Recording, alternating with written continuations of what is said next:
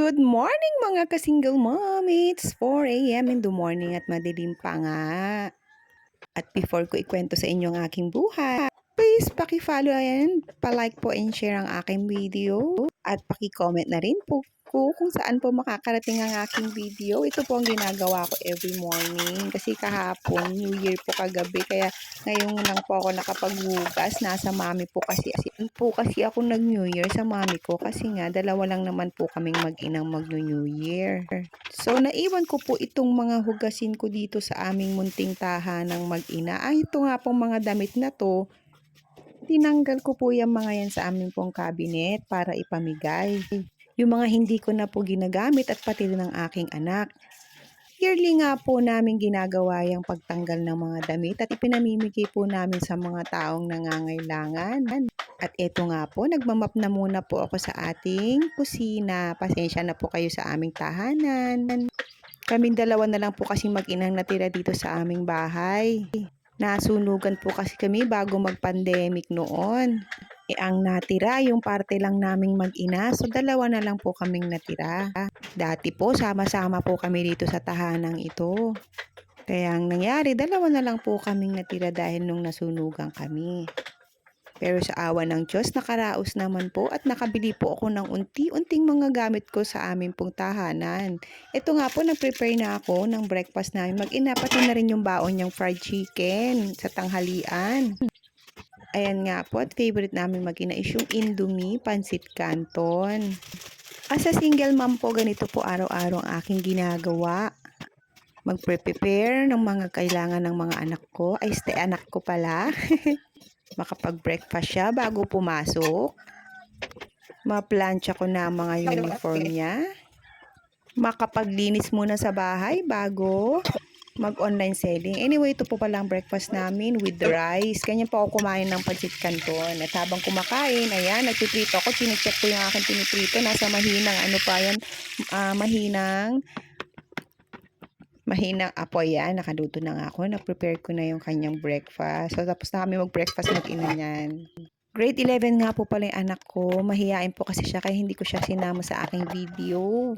Hopefully, sa susunod na video ko, papayag na siya. Masyado po kasi siyang mahiyain eh.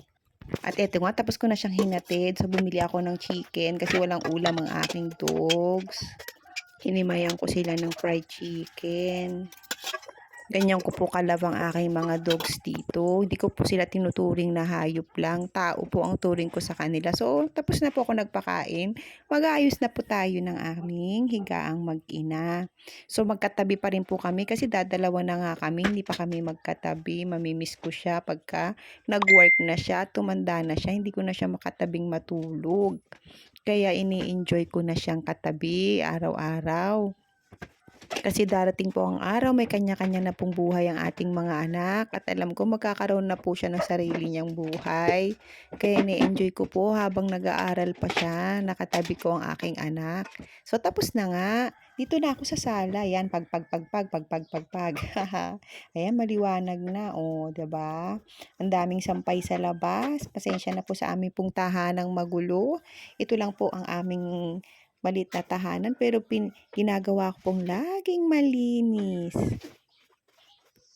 And after ko nga dito, maglinis sa bahay, magmap, magwalis, ay mag-o-online selling na po ako. Yan po ang trabaho ko, online selling po. Diyan lang po ako kumukuha ng pagkakitaan ko everyday. At sa awa po naman ng Diyos, ay may nabebenta po ako. Hindi po kami nagmumukhang kawawang mag-ina. Talagang ibinibigay po ng Ama ang para sa amin. Sabi nga nila, sipag at tiyaga at tiwala sa Ama.